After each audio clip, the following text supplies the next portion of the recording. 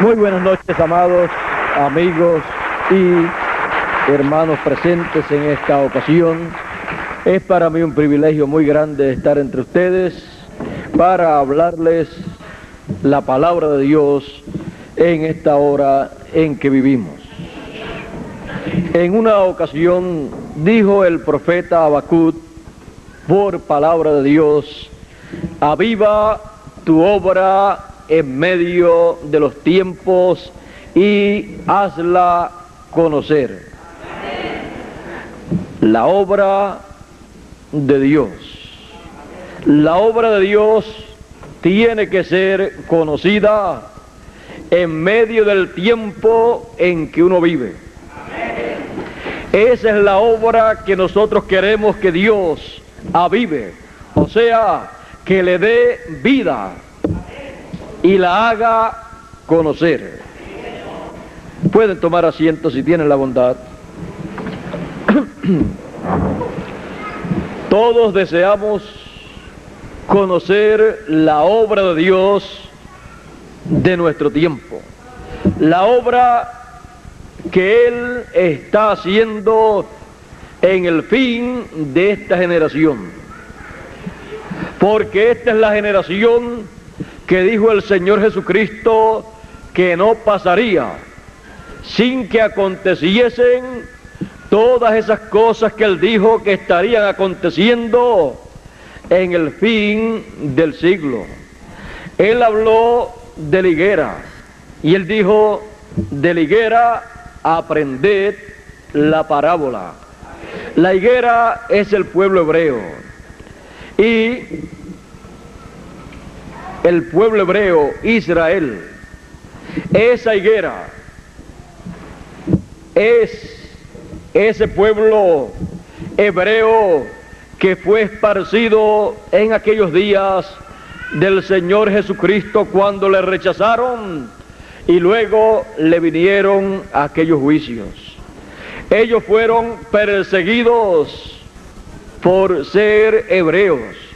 Hitler, Mussolini, Stalin y otros dictadores los persiguieron para que así, sin ellos darse cuenta, ni el pueblo hebreo, ni aquellos dictadores, se cumpliese lo que los judíos dijeron cuando pidieron la muerte, la crucifixión del Señor Jesucristo, diciendo: su sangre sea sobre nosotros. Y cuando Hitler, Mussolini y Stalin los persiguieron y los mataron, la sangre del Señor Jesucristo fue demandada de los judíos. Su sangre fue sobre ellos. Ahora el Señor Jesucristo había llorado por Jerusalén. Cuando se acercó a Jerusalén en aquella ocasión y la vio, lloró amargamente y dijo: si tan solo tú conocieses lo que toca a tu paz, lo que es para tu paz en este tu día, mas está encubierto de tus ojos. Y comenzó a enumerarle las cosas que le vendrían a Jerusalén, y dijo: por cuanto no conociste el día de tu visitación, el día de la visitación divina al pueblo hebreo, el día de la visitación divina a Jerusalén, el día de la visitación divina de Emmanuel, que traducido es Dios con nosotros. Ese era el Señor Jesucristo, Emmanuel. Era aquel del cual había dicho el profeta Isaías: la Virgen concebirá y dará a luz un hijo.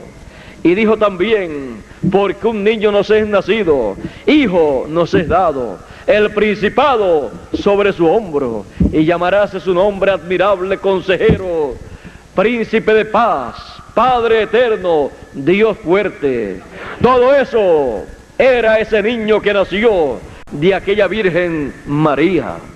Pero, ¿qué pensaban acerca de él los líderes religiosos de aquel tiempo, las religiones de aquel tiempo, el sumo sacerdote de aquel tiempo? Ellos lo que pensaban acerca de Jesús era que era un comelón y tomador de vino. Pues así lo expresaron, que comía y bebía con los publicanos y con las rameras. Pero él dijo, los sanos no tienen necesidad de médico. Ustedes creen que están muy bien delante de Dios, le dijo a aquellos líderes religiosos. Ustedes creen que no tienen faltas delante de Dios. Ustedes se creen que están muy bien, pues ustedes no necesitan médico. Pero estos que creen y saben que necesitan el amor y la misericordia de Dios, porque se encuentran muy mal y lo saben, ellos me necesitan. Ellos me invitan a comer con ellos.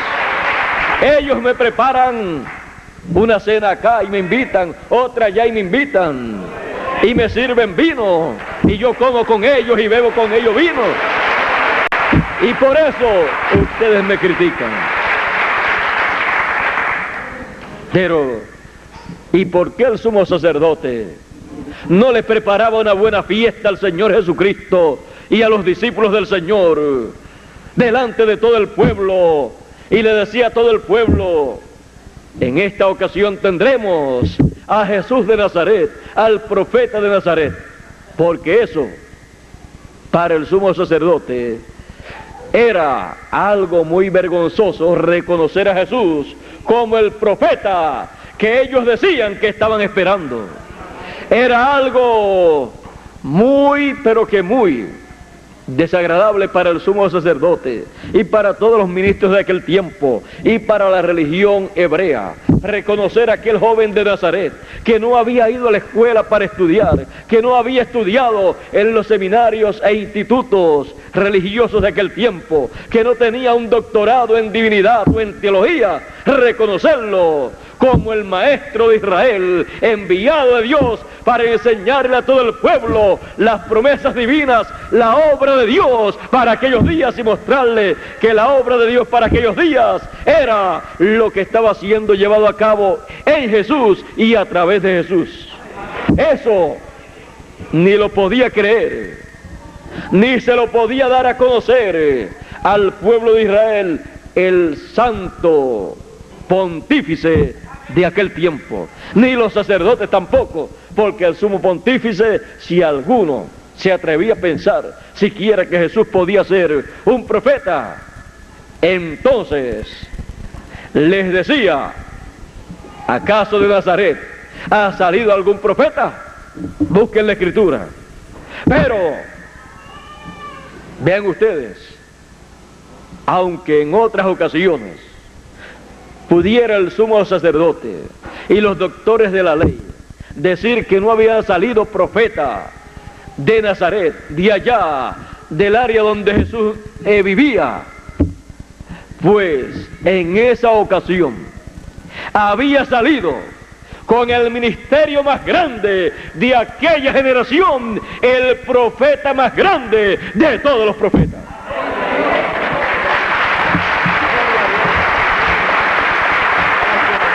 No había venido conforme al deseo del sumo sacerdote, ni de la religión hebrea, que era la que gobernaba espiritualmente a toda la nación hebrea.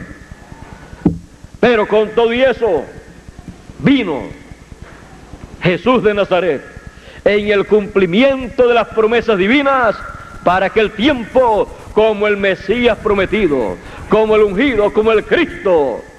Y Jesús no se avergonzó de ser el Mesías, de ser el Cristo, aunque la religión de aquel tiempo no le reconocía, aunque el sumo sacerdote tampoco le reconocía ni estaba de acuerdo con él en sus enseñanzas. Pero Jesús era mayor que el sumo sacerdote de aquel tiempo. y que el sumo sacerdote de cualquier otro tiempo, mayor que el sumo sacerdote de cualquier otro tiempo del pueblo hebreo, pues era sacerdote según el orden no levítico, sino según el orden de Melquisedec, que es del cielo. Sacerdote según el orden de Melquisedec para siempre. Así es que él estaba sobre todos los ministros de aquel tiempo y sobre el sumo sacerdote, y ellos ni lo sabían. Por eso fue que no estuvo estudiando teología en donde ellos estudiaban, porque la teología de él, la enseñanza de él, la doctrina de él, venía de arriba, del cielo, venía del lugar de donde él era sacerdote según el orden de Melquisedec. Ahora, en aquellos días, esa era la obra de Dios que se estaba llevando a cabo en medio del pueblo hebreo, el cual tenía la promesa de esas profecías, de esa obra para ser llevada a cabo en medio de ellos. Por eso había dicho Dios en una ocasión en el Antiguo Testamento: he aquí, yo hago una obra extraña, que cuando la contaren no la creerán. Y cuando se cumplió en medio del pueblo hebreo esa obra, era la venida del Hijo del Hombre en medio del pueblo hebreo, la venida del Mesías. Y cuando Juan el Bautista habló de esa obra, no la creían. Solo dice el mismo Señor, cuando vino Juan el Bautista bautizando, ¿quiénes creyeron? ¿Quiénes se bautizaron? Los publicanos y las rameras. Y cuando apareció Jesús, ¿quiénes creyeron? La gente sencillas, los publicanos y las rameras. Y eso le molestaba a los líderes religiosos de aquel tiempo, porque ni creían ellos, ni querían que los demás creyeran. Ellos se creían que estaban muy bien, y los que se creían que estaban mal, pues ellos no querían tampoco que creyesen para ser ayudados y perdonados por el Señor Jesucristo. Así ha sucedido en todos los tiempos. La obra de Dios siempre ha estado manifestándose en medio de los tiempos, de las edades, de las dispensaciones. Y esa es la obra que Dios para cada edad o dispensación promete en la Escritura. Y cuando Él aviva esa obra, cuando Él aviva esas promesas, es cuando las cumple. Cuando cumple esas promesas, Él ha avivado, le ha dado vida a su obra, a lo que Él prometió llevar a cabo para ese tiempo. Ahora pueden ustedes ver que en los días del Señor Jesucristo,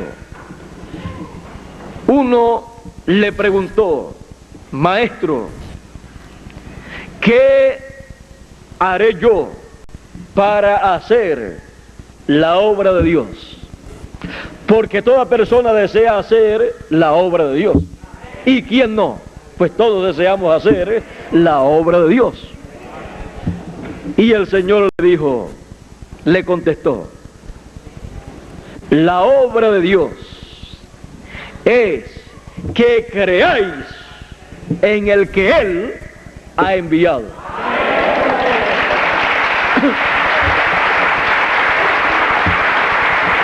Esa es la obra de Dios, y creer en esa obra de Dios es hacer la obra de Dios. Ahora, Jesús también decía: yo no hago nada de mí mismo, sino que lo que yo veo hacer al Padre, eso es lo que yo hago. Aquella no era una obra humana, sino la obra de Dios siendo llevada a cabo en un hombre llamado Jesús de Nazaret. Era Dios, como dice San Pablo, Dios manifestado en carne, llevando a cabo su obra prometida para aquellos días. Y Jesús decía: si ustedes no pueden creer en mí, crean a las obras, porque ellas dan testimonio de quién yo soy. Ellas son las que dicen quién soy yo. Porque aquellas obras que él hacía no las podía hacer ningún hombre si Dios no fuese con él. Y Dios era con él y en él. Por eso Jesús podía hacer aquella obra, porque era la obra para la cual él había descendido a esta tierra. Por eso él dijo al final de la obra, él dijo: la obra que me diste he hecho, he concluido, he terminado la obra que me diste que hiciese. Aquella era la obra divina prometida para aquellos días, llevada a cabo a través de un hombre sencillo, humilde, pero que sabía quién él era, que sabía que era el ungido por el Espíritu de Dios para llevar a cabo esa obra en el nombre de Dios. Por eso él decía que la obra que él hacía, la hacía en el nombre del Padre, en el nombre de su Padre Celestial. Y por eso él también decía: yo la palabra que me diste les he dado, y ellos la recibieron. Él dijo: porque yo no hablo nada de mí mismo, sino lo que oigo al Padre hablar, eso es lo que yo hablo. Aquella palabra que él hablaba era la palabra del Creador. Por eso él podía decir: mis palabras son espíritu y son vida. Y el que oye mi palabra, el que recibe mi palabra, tiene vida eterna.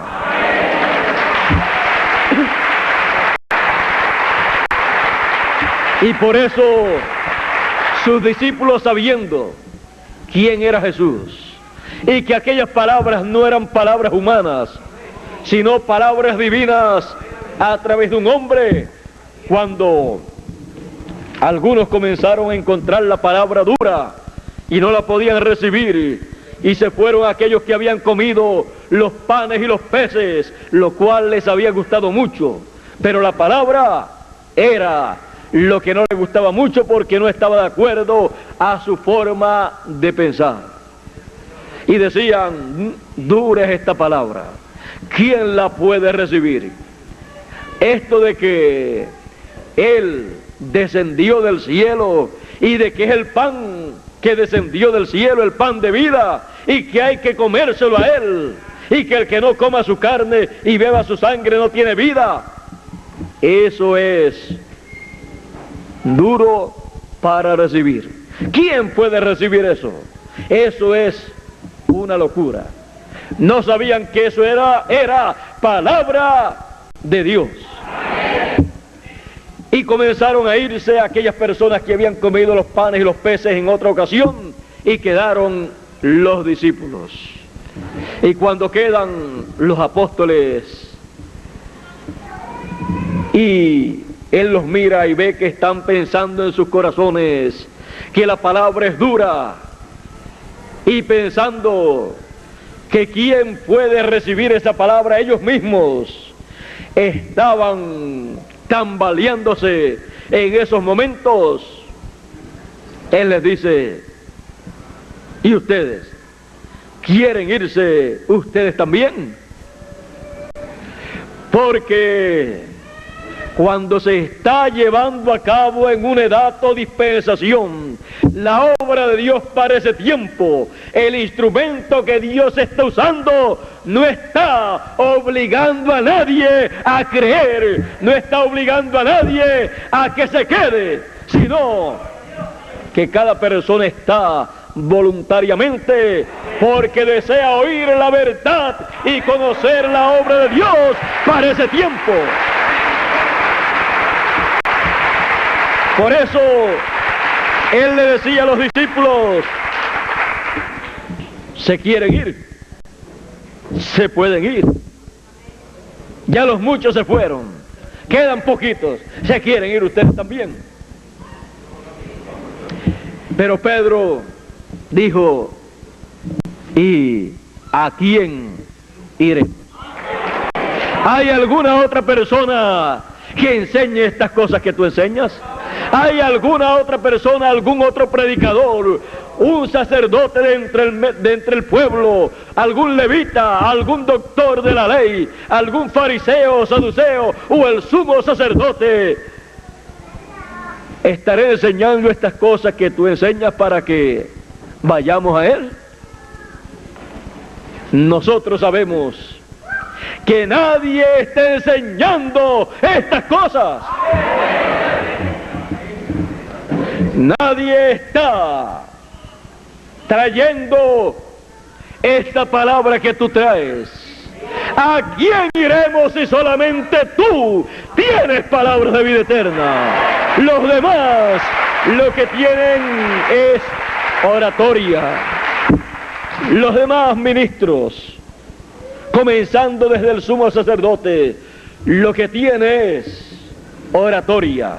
Habla muy bonito, se ve muy bien con su vestimenta de sumo sacerdote, se ve muy bien él, muy santo, pero la palabra que él habla no es la palabra que da a conocer lo que Dios está llevando a cabo en estos días en que nosotros vivimos.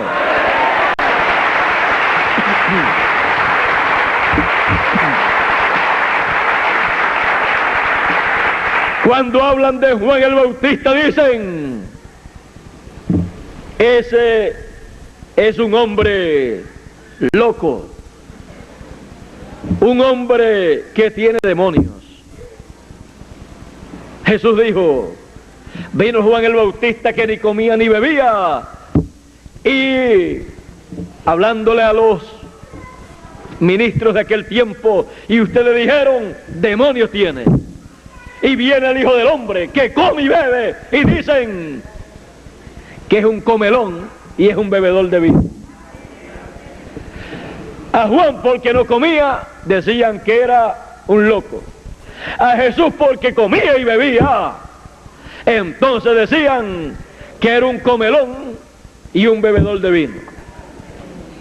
Así es que por no comer criticaban a Juan, al profeta que preparó la primera venida, precursó la primera venida del Mesías, del Hijo del Hombre, del cual la Escritura había dicho: he aquí yo envío mi mensajero delante de tu faz, el cual preparará el camino.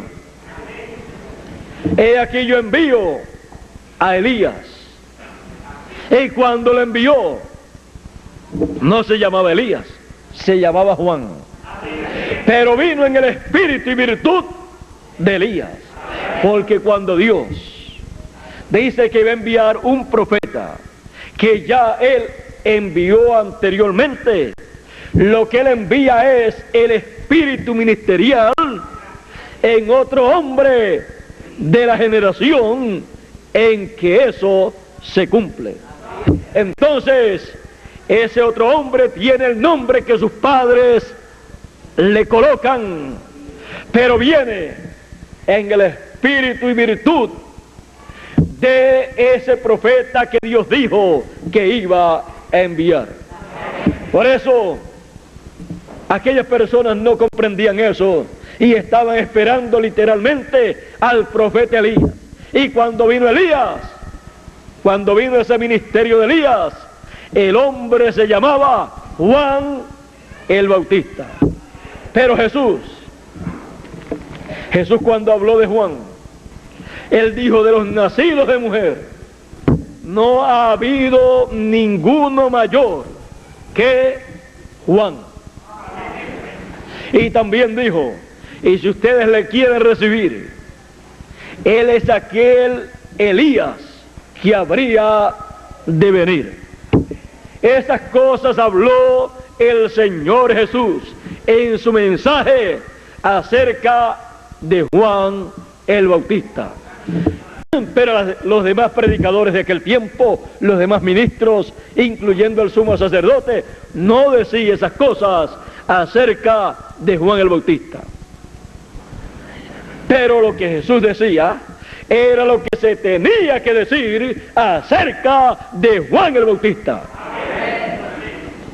Y acerca de él mismo Jesús dijo: el Espíritu del Señor es sobre mí, por cuanto me ha ungido al Señor. Y comenzó a decir: para anunciar el año de la buena voluntad de Jehová. Y comenzó a enumerar las cosas para las cuales había sido ungido, y luego dijo: hoy se ha cumplido esta escritura en vuestros oídos. Y cuando dijo eso, la gente allí en la sinagoga se llenaron de ira, se levantaron, lo sacaron fuera y querían despeñarlo para matarlo, porque les dijo que se estaba cumpliendo la escritura mesiánica, la promesa del ungido que Dios había prometido enviarle al pueblo hebreo, y les mostró que estaba cumpliéndose en él. Muchas personas dicen: si Dios envía un profeta, ese profeta debe decir: Dios me envió y yo soy un profeta. Pero miren lo que pasó cuando Jesús leyó la escritura y dijo que se había cumplido esa promesa, esa escritura en él. La gente se llenaron de ira. A los suyos vino y los suyos no le recibieron. Se identificó con todas las promesas mesiánicas, con todas las promesas de la primera venida del Mesías. Él se identificó con ellas, mostrando que él era el cumplimiento de esas promesas. Y mientras más se identificaba en la escritura con lo que decía la escritura acerca de él, menos le creían. Menos creía el sumo sacerdote, menos creían los levitas, los sacerdotes, los fariseos, los saduceos, los doctores de la ley. Y era el Mesías, el rey de Israel. Pero el pueblo estaba, como decía el profeta Isaías, ciegos a la obra de Dios para aquellos días. Por eso Jesús dijo: viendo, no ven, no entienden; oyendo, no perciben, no comprenden lo que escuchan. Y esa es la situación más triste para una persona: leer la escritura, ver que Dios promete algo grande en la escritura, vivir en el tiempo en que Dios lo cumple, verlo con los ojos, oírle hablar, y después la persona decir: yo no creo eso.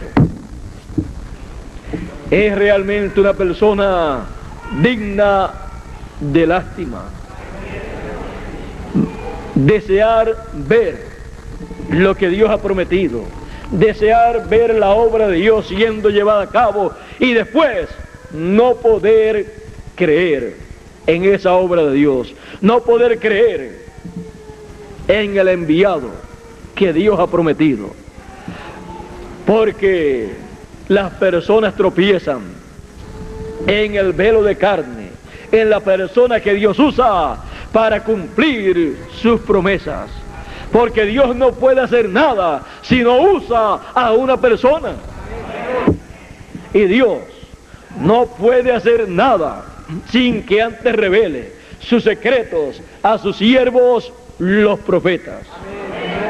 Por eso, siempre que Dios va a cumplir algo de lo que Él ha prometido en su palabra, tiene que levantar a un profeta en ese tiempo para que le diga al pueblo: esta escritura y esta escritura son las que se están cumpliendo en este tiempo.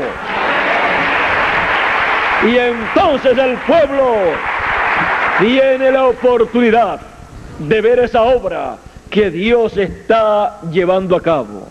Y las personas entonces pueden hacer la obra de Dios creyendo en el que Dios ha enviado y recibiendo su mensaje para entender todo ese programa que Dios está llevando a cabo.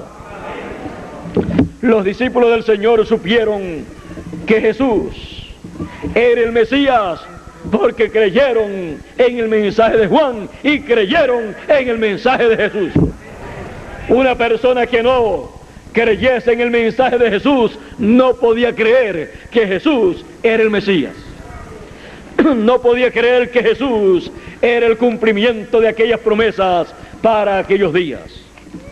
Ahora, para la primera venida del Mesías, para la primera venida del Hijo del Hombre, en el cielo estaba prometida una señal. La Escritura decía que de Jacob saldría una estrella. Cuando Jesús fue a nacer de la Virgen María, en el cielo apareció una estrella. Todos podían ver esa estrella, pero todos los que vieron esa estrella no la vieron en la forma que tenían que verla para aquel tiempo. Podía ser que esa estrella en otras ocasiones hubiese sido vista, pero cada vez que esa estrella se veía en otras ocasiones estaba anunciando que el Mesías vendría. Pero cuando se vio en aquella ocasión y los magos allá la vieron y llegaron hasta Jerusalén, diciendo en Jerusalén: ¿dónde está el rey de los judíos que ha nacido? Porque su estrella hemos visto en el oriente. ¿Dónde está él? En esa ocasión, esa estrella estaba mostrando que el Mesías estaba sobre la tierra.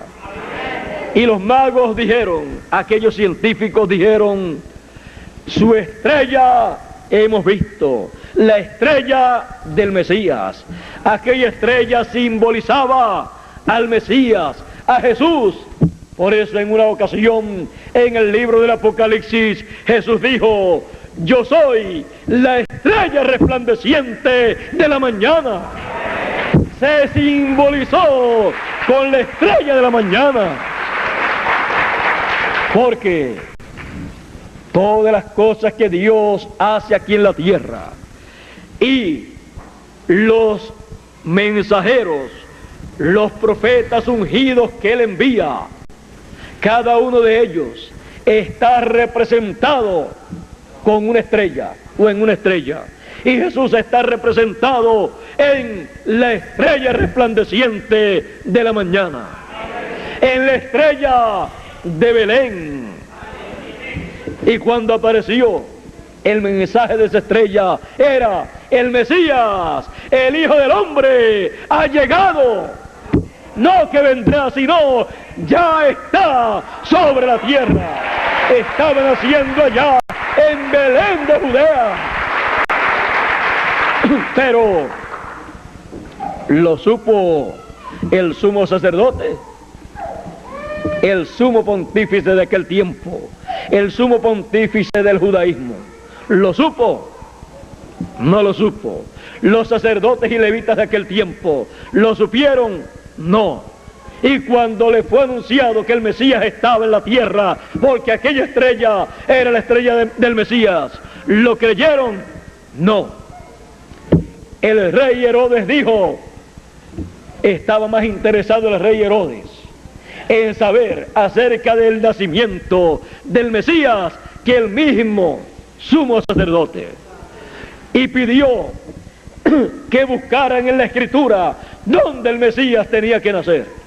Buscaron en la Escritura y le dijeron, tiene que ser en Belén de Judea porque está profetizado, y tú, Belén de Judea, no eres la más pequeña entre las tribus de Israel, porque de ti nacerá, saldrá un Salvador, saldrá el que gobernará, pastoreará a Israel.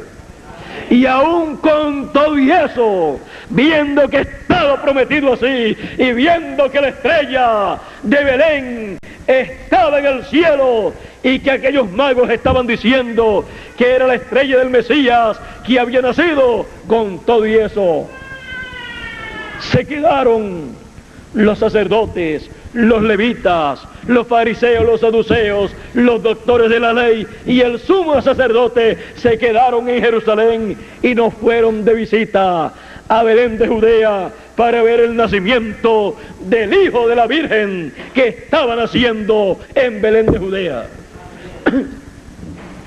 ¿No es acaso eso un acto de irresponsabilidad espiritual? En aquel tiempo, no salir, a lo menos, a cerciorarse para ver si era verdad o no, pasar a Belén de Judea.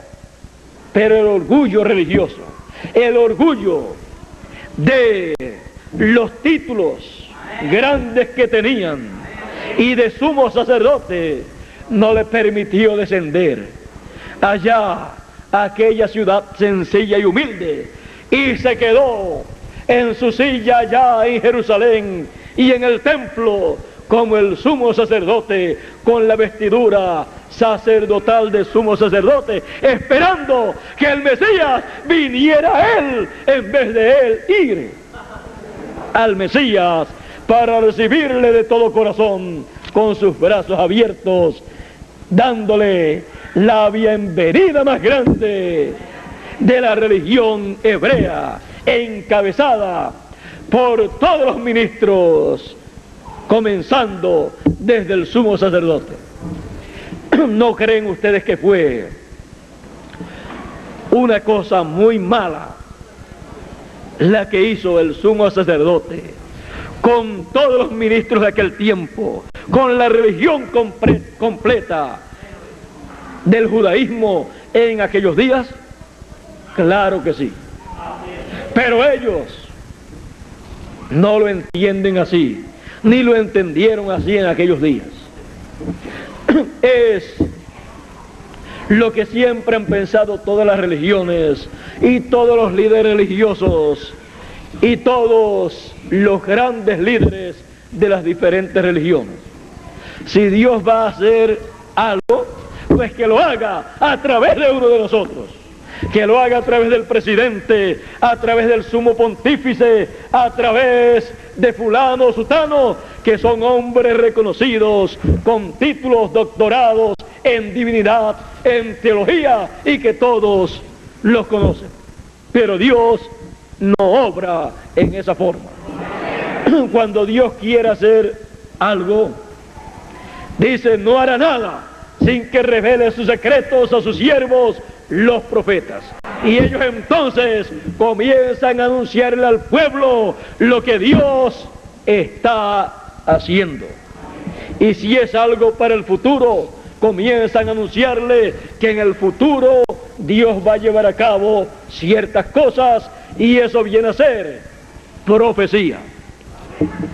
La Escritura, la Biblia, ha sido escrita por profetas, porque es la palabra de Dios, y la palabra viene a los profetas.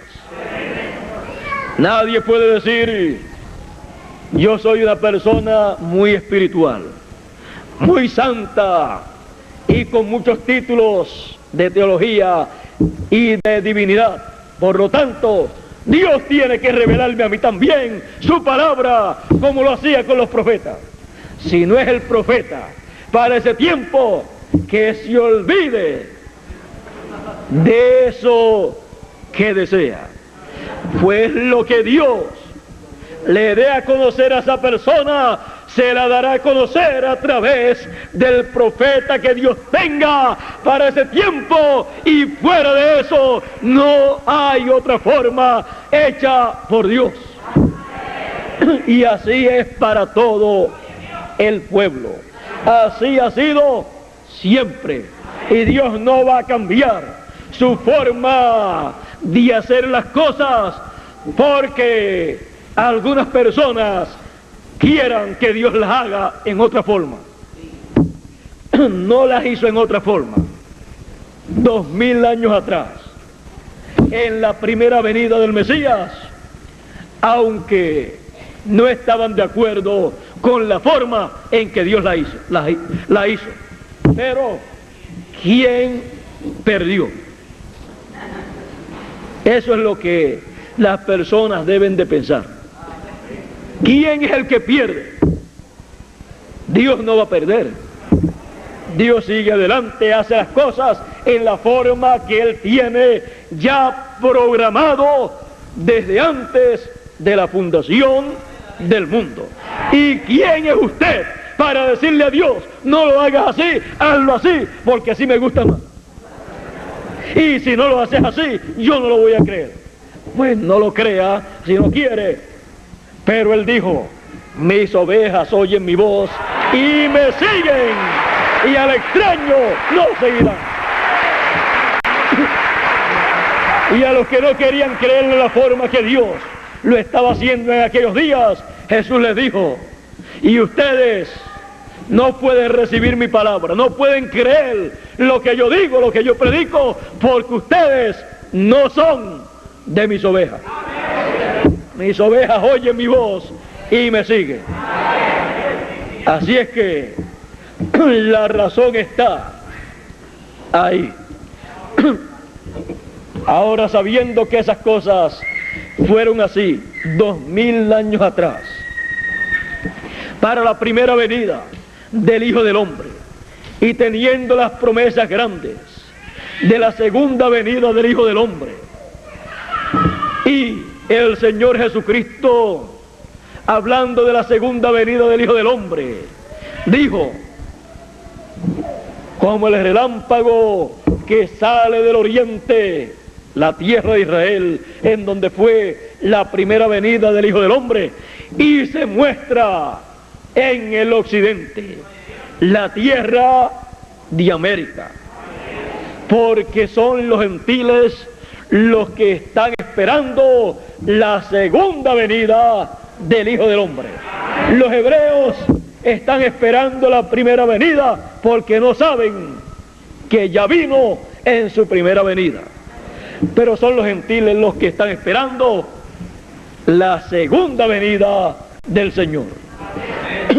Es en medio de los gentiles, es en el occidente, en América, que la venida del Hijo del Hombre se manifestará como el relámpago resplandeciendo para iluminarnos el entendimiento, para que podamos comprender estas cosas, para que podamos comprender la obra de Dios para este tiempo final. Porque no pasará esta generación sin que todas estas cosas acontezcan. esta generación que ha visto al pueblo hebreo regresar a su tierra. Una generación son 40 años. Esta generación comenzó en el año 1946 para algunos y 1948 para otros. Para unos, este año 1986 se cumplen los 40 años. Termina esta generación que ha visto al pueblo hebreo regresar a su tierra. Para otros concluye en el 88. Pero él dijo, no pasará, no terminará sin que estas cosas se cumplan. La venida del Hijo del Hombre como el relámpago resplandeciendo en el occidente para darnos a conocer estas cosas en el fin de esta generación que no pasará. Estamos viviendo en el final de esta generación. Tenemos que enfrentarnos a la realidad de este tiempo. Tenemos que ser valientes. Tenemos que ver y comprender que estamos viviendo en el tiempo en que estas cosas tienen que acontecer en esta tierra. Y no podemos hacer como hizo el pueblo hebreo, porque nos pasaría lo mismo que al pueblo hebreo. Perderíamos la bendición divina. Tenemos que hacer una cosa.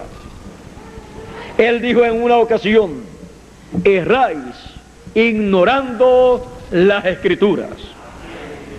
Si no queremos errar en este tiempo, entonces hagamos lo que dijo el Señor. No ignoremos las Escrituras, sino escudriñad las Escrituras, porque en ellos parece que tenéis la vida eterna, y ellas son las que dan testimonio de mí.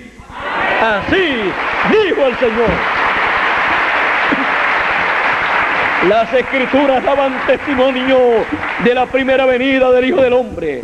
Las Escrituras son las que dan testimonio de la segunda venida del Hijo del Hombre. Por lo tanto, tenemos que conocer las Escrituras que hablan de la segunda venida del Hijo del Hombre. Tenemos que conocer que el Señor Jesús dijo que el Hijo del Hombre vendrá con sus ángeles. Y dice, y enviará a sus ángeles con gran voz de trompeta, y juntarán a todos los elegidos. ¿Quién es el que va a llamar y a juntar a todos los elegidos en el fin de esta generación? Los ángeles del Señor. Por eso en la parábola del trigo y de la cizaña, Él dijo, dejen el trigo y la cizaña crecer juntos, porque en el fin del siglo, en el tiempo de la cosecha, el Hijo del Hombre enviará a sus ángeles. Sus ángeles llevarán a cabo, ¿qué? La gran cosecha del trigo, para almacenarlos, para llevarlos al alfolí de Dios, o sea, a la eternidad, al reino de Dios. Y quemarán a la cizaña en el fuego. Los ángeles del Señor. Algunas personas piensan que son ángeles literales volando con alas, pero un ángel en la Biblia es un mensajero, un profeta enviado por Dios, y conforme a la promesa para el fin del tiempo. Dice el profeta Zacarías y dice el libro del Apocalipsis que los dos olivos, los dos candeleros son los dos ungidos, que tendrán el ministerio profético para profetizar en el tiempo final. Tendrán el ministerio de recoger al trigo en el alfolí de Dios, porque son el ministerio profético de los dos olivos, el ministerio profético de Moisés y el ministerio profético de Elías. los que llamarán con gran voz de trompeta, con el mensaje final, con el mensaje del Evangelio del Reino, llamarán a todos los elegidos al darle a conocer los misterios de Dios que se estarán llevando a cabo en este tiempo. Estarán esos ministerios revelándole al pueblo la obra de Dios para este tiempo que estará llevándose a cabo en el programa de Dios.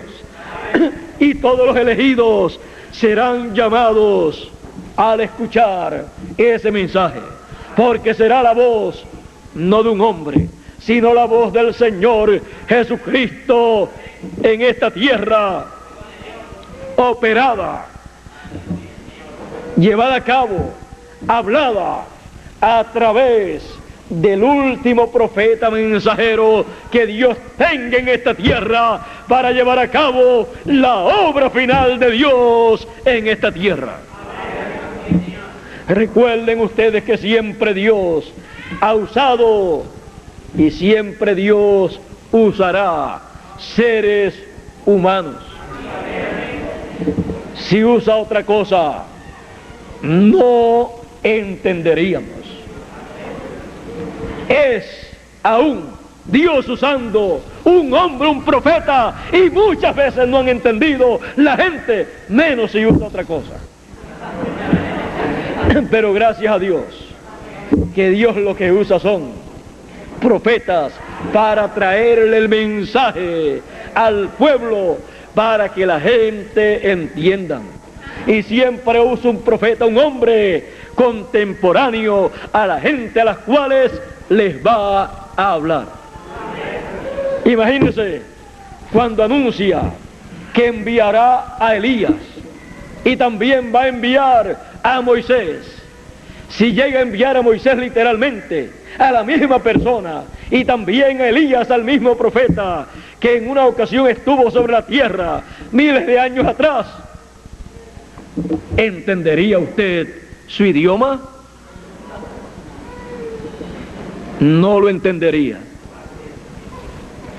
Así es que Dios lo que hace es envía esos ministerios a la tierra en un hombre del tiempo en donde Él va a hacer esa obra, y entonces comienzan esos ministerios, ese espíritu ministerial a operar en ese hombre, y ese hombre puede tener el espíritu ministerial de Elías, el espíritu ministerial de Moisés, y traer el mensaje profético para todos los seres humanos, y así darle a conocer a los seres humanos la obra de Dios para el tiempo en que vivimos.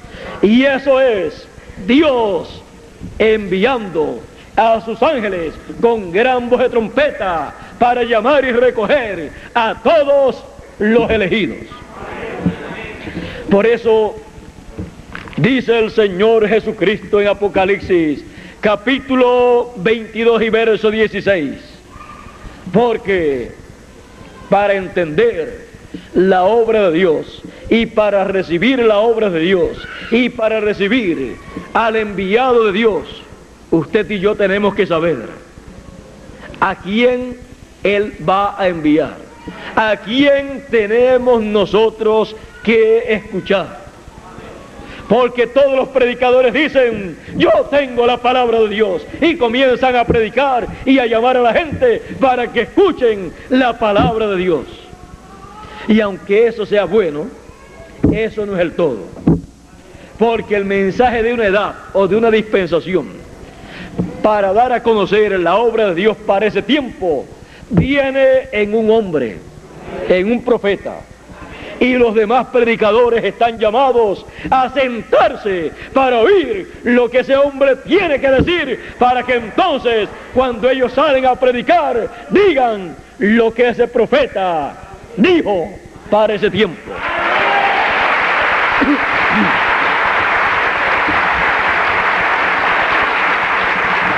Porque solamente el enviado de Dios, el ungido de Dios, para ese tiempo, es el que sabe, conoce y recibe el mensaje divino para el pueblo de ese tiempo. Es el único que le puede dar a conocer a la gente los misterios del reino de los cielos para ese tiempo. Y para nuestro tiempo tenemos la promesa de la gran cosecha, de la gran siega, del trigo y de la cizaña. Ese es uno de los misterios del reino de Dios. Tenemos el misterio también del llamado con gran voz de trompeta de los elegidos. Ese es otro misterio. Hay personas que no saben ni qué son, ni de dónde han venido, ni qué hacen aquí en este planeta Tierra, ni hacia dónde van cuando mueran. Pero en cada tiempo, el mensaje que viene le da a conocer el por qué están en la tierra. Y el mensaje de gran voz de trompeta prometido para este tiempo será el mensaje que llamará a los elegidos y les dará a conocer el motivo de su existencia aquí en la tierra. Y algunas personas van a decir: pero si eso era lo que yo estaba esperando, eso era lo que yo quería escuchar. Y van a decir: pero si yo no sabía que yo era un elegido, no lo sabía, yo no sabía ni qué era eso de un elegido. Un elegido es un hijo de Dios que ha venido del cielo, que ha venido de donde Dios habita, pero ha venido a esta tierra para cumplir en esta tierra una etapa del programa divino, y ha venido para vivir aquí por cierta cantidad de tiempo, en lo que él entra al programa divino y lleva a cabo la parte que Dios le ha dado para hacer en la obra de Dios para el tiempo en que vive, y cuando termina ya Dios lo puede llamar, pasarlo al paraíso a descansar en lo que ocurre la resurrección de los muertos en Cristo, para que se levante, para que viva por toda la eternidad. Pero mientras no se escucha el mensaje, la gran voz de trompeta para este tiempo final, la gente no saben de dónde han venido, no saben dónde estaban antes de nacer en esta tierra, pero estaban en la dimensión donde Dios habita. Como dijo Jesús, aquel que dijo: yo soy hijo de Dios. Él dijo: salí del Padre y vuelvo al Padre. Salí de Dios y regreso a Dios. Si el primer hijo de Dios, antes de llegar a esta tierra, ¿dónde estaba? ¿De dónde salió para llegar acá? De Dios, del Padre. Todos los hijos de Dios han salido de Dios. Porque usted no puede ser hijo de Dios si no ha salido de Dios. Como tampoco en lo literal. Usted no podría ser hijo de su padre si no salió de su padre. Usted salió de su padre en la unión de su padre con su madre, y ahí fue concebido. Salió del padre, usted estaba en los lomos de su padre, y salió de ahí, fue colocado en el vientre de su madre, ahí se multiplicó, célula sobre célula, se formó ese cuerpo y nació en esta tierra. Pero usted salió de su padre en lo terrenal, y para usted ser hijo de Dios tuvo que salir de Dios, porque si no salió de Dios, usted nunca podrá ser un hijo de Dios. Porque ¿cómo va a ser hijo de Dios si no salió de Dios? Es uno de los misterios del reino de los cielos. Por eso fue que Jesús dijo: ustedes cuando oren, oren así: Padre nuestro que estás en el cielo. Por eso, salimos del Padre y en este tiempo final tenemos la promesa de la resurrección de los muertos y de la transformación de los que están vivos para ser vestidos de incorrupción y tener un cuerpo glorificado, un cuerpo perfecto y regresar a la eternidad, regresar a la casa de nuestro Padre Celestial. Él dijo, Jesús, voy pues a preparar lugar para vosotros, casa, morada para vosotros, o sea, un nuevo cuerpo, porque esta morada es temporera. Voy pues a preparar lugar para vosotros, y si me fuese y os preparar el lugar, vendré otra vez. La promesa de la segunda venida del Hijo del Hombre. La segunda venida del Hijo del Hombre, ¿es para qué? Dice, vendré otra vez y os tomaré a mí mismo, porque somos carne de su carne, hueso de sus huesos, sangre de su sangre. Os tomaré a mí mismo para que donde yo estoy, vosotros también estéis. Él quiere que estemos en la eternidad, en cuerpos glorificados, en cuerpos eternos. Ve las cosas grandes que Dios tiene para sus hijos. Ve las cosas grandes que Dios tiene para la raza humana. Un programa de perfeccionamiento. Va llevando el hombre hacia la perfección para que el hombre pueda tener un cuerpo eterno y el hombre pueda vivir por toda la eternidad y pueda tener toda la inteligencia divina y vivir y reinar con Cristo para comenzar por 1000 años y después por toda la eternidad.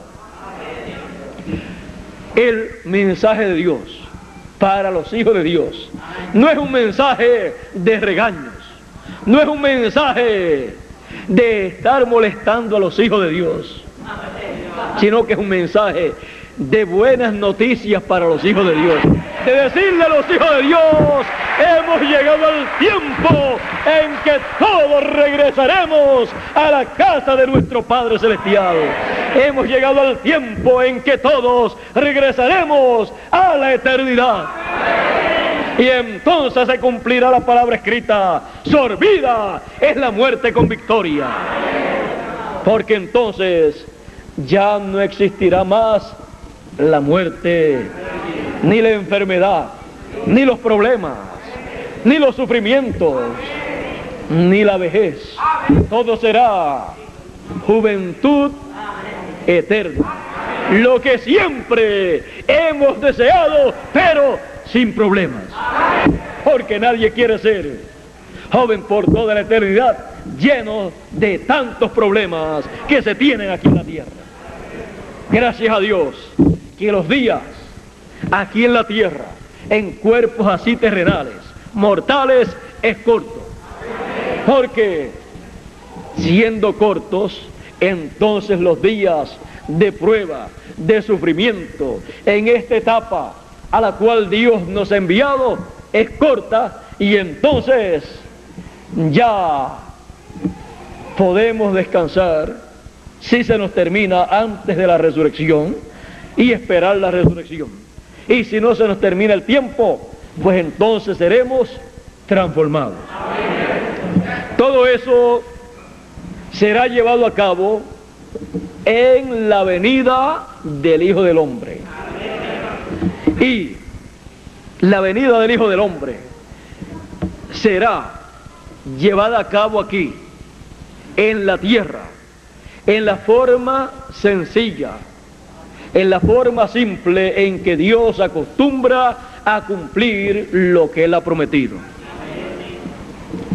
Y cuando se estén cumpliendo todas estas promesas y estén el ministerio de Moisés y Elías, el ministerio de los ángeles del Señor, con gran voz de trompeta, llamando a los elegidos, lo que estaremos viendo será lo que dijo Jesús: he aquí yo envío mi mensajero mi ángel para dar testimonio de estas cosas en todas las iglesias, para todas las naciones, para todas las iglesias, para todos los seres humanos, porque esos ministerios estarán en ese ángel mensajero, en ese profeta final, para llamar a todos los elegidos y preparar a los elegidos para la transformación de sus cuerpos y para el regreso a la casa de nuestro Padre Celestial.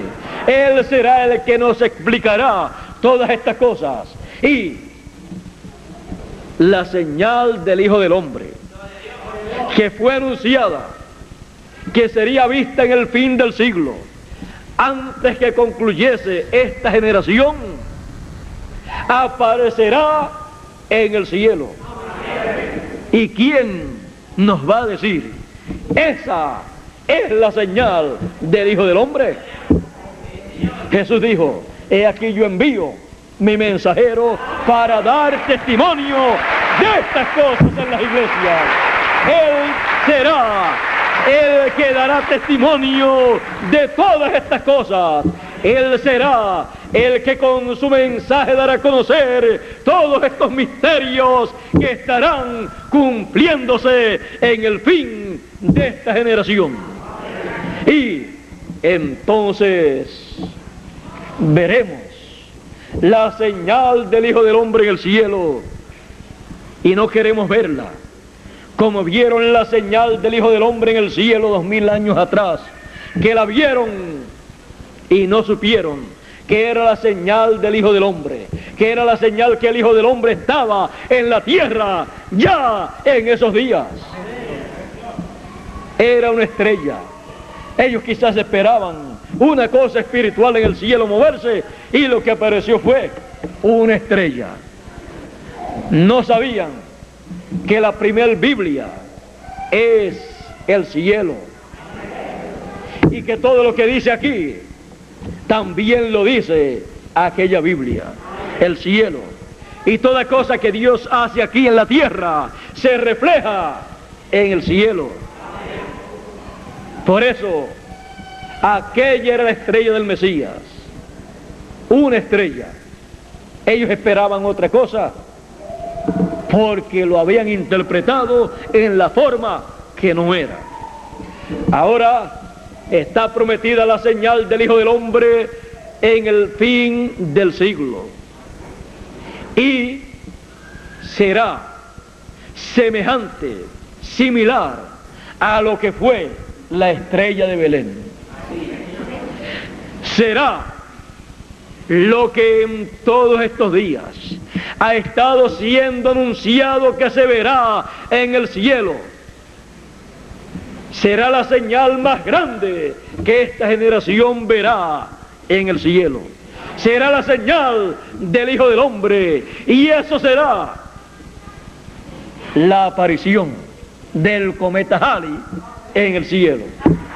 Una cosa sencilla, pero que será la señal del Hijo del Hombre en el cielo.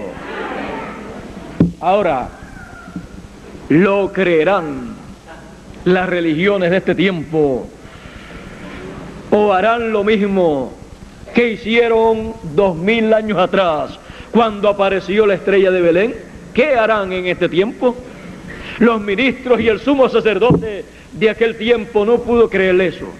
¿Qué harán los grandes ministros, los grandes sacerdotes de las diferentes religiones en este tiempo? Dirán: esa es la señal del Hijo del Hombre en el cielo, como está siendo proclamada en este tiempo. O dirán: eso es un cometa que aparece cada 76 años. Cada 76 años. Cada vez que apareció en el pasado, estuvo diciendo: viene el Hijo del Hombre como está prometido. Y en esta ocasión estará señalando el tiempo de la venida del Hijo del Hombre. Estará señalando que esta generación no pasará como dijo el Señor Jesucristo que no pasaría.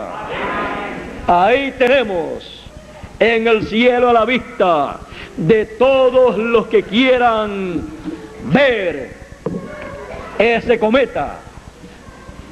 Ahí lo tienen como la señal del Hijo del Hombre en el cielo.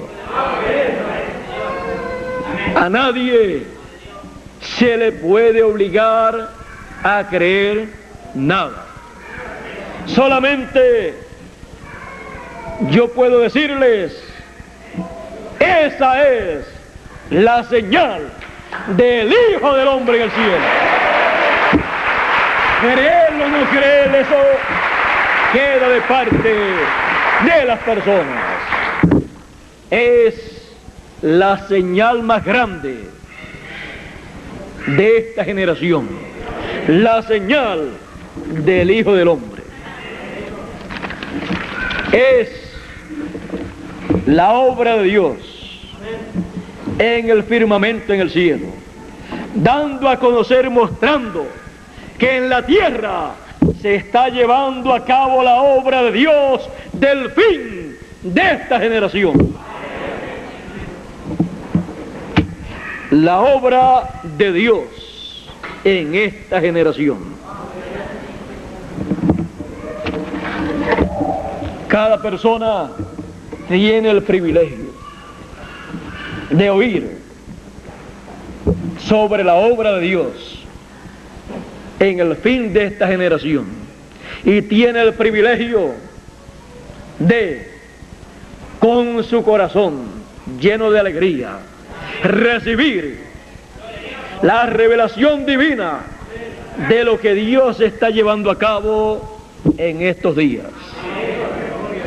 Y así comprenderá plenamente el por qué está viviendo en esta tierra y principalmente en el fin de esta generación.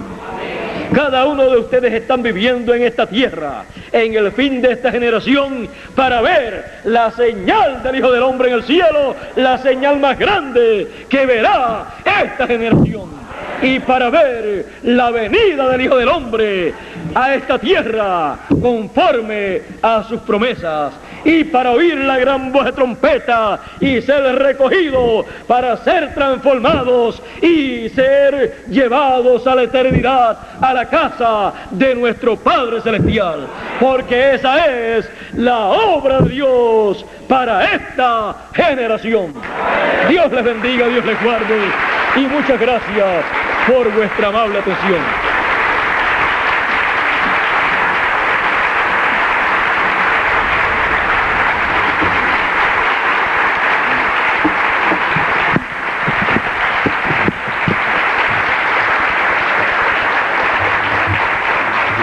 Damos gracias a Dios por haber escuchado el mensaje de esta noche. Es un mensaje muy sencillo, pero muy importante para todos nosotros. La obra de Dios. ¿Quién hace la obra de Dios? Pues Dios mismo, a través de los seres humanos, usando los instrumentos humanos. Esa es la forma que Dios siempre ha usado para hacer su obra, usando los instrumentos humanos. Él realiza su obra en todos los tiempos. Una cosa sencilla, pero así ha sido todo el tiempo. Gracias a Dios por esto, damos gracias